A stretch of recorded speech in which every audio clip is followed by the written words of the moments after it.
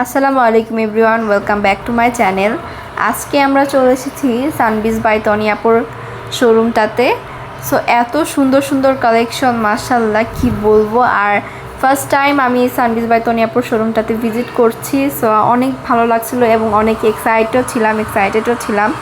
So সব মিলে এই যে আমরা চলে আসছি এখন আম্মুর জন্য শপিং করব বেসিক্যালি এখান থেকে।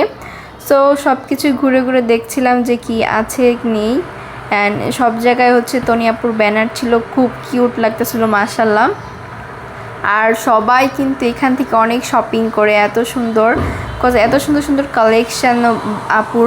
সো আমারও দেখি এগুলো খুবই ভালো লাগছিল, 3 পিস থেকে শুরু করে ব্যাগস, শাড়ি তো জাস্ট ওয়াও কালেকশন শাড়িগুলোর। এবং 3 পিসের কালার কম্বিনেশনগুলো কিন্তু অনেক সুন্দর কালারের 3 পিস ছিল। আমার কাছে খুবই ভালো লেগেছে এখানে, আর এত গুছানো পরিপাটি সব কিছু।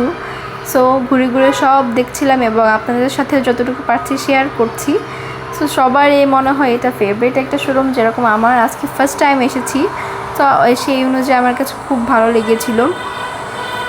সো এখানে অনেক গর্জিয়াস বা সিম্পল ড্রেস সব ধরনের কিছু পাওয়া যায়, এটা বলার কিছু নেই। যারা আপুর পেজ ফলো করেন বা তারকে ফলো করেন তারা অবশ্যই জানেন তার কত সুন্দর সুন্দর কালেকশন আছে।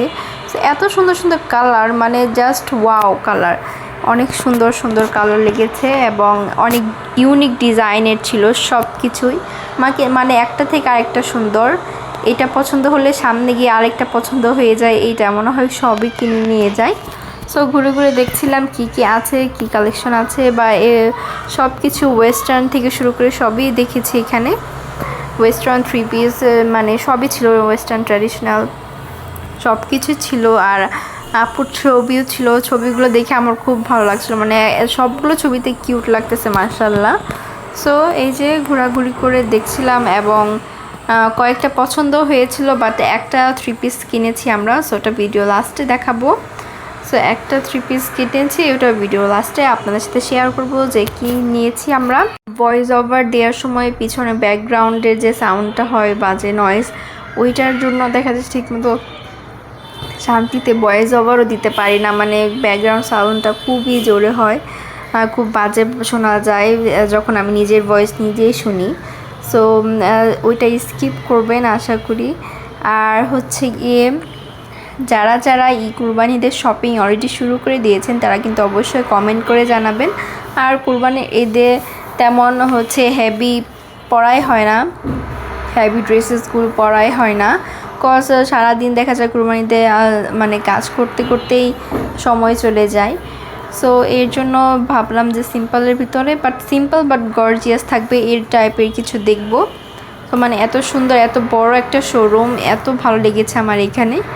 সো দেন সানবিজ বাই তনি থেকে বেরিয়ে এবং আরও কয়েকটা শোরুমে যাচ্ছিলাম আশেপাশে যেগুলো ছিল, আরও বেশ কিছু জামা কাপড় দেখছিলাম আমার জন্য, আমার ছোটো বোনের জন্য, মানে সবার জন্যই টুকটাক কিছু ড্রেসেস দেখছিলাম যেগুলো আসলে মানে পরে কমফোর্টেবল ফিল করা যায়। সো আর এইটা আমার এই বাঁশ গাছটা বা বাঁশ ঝাড়টা আমার কাছে অনেক ভালো লেগেছে, যদিও এটা আর্টিফিশিয়াল ছিল, বাট রিয়েল থাকলে আরও সুন্দর লাগতো হয়তো। আর এই যে এখানে চলে আসছি, এখানেও আমি কালেকশন দেখছিলাম যে ওয়েস্টার্নের কিছু কালেকশন ছিল, সেগুলো দেখছিলাম। অ্যান্ড এই ড্রেসটা আমার কাছে খুবই ভালো লাগে, জাঁকজমক, মানে একটা লাইট ওয়েট একটা কালার, যার জন্য ভালো লেগেছে।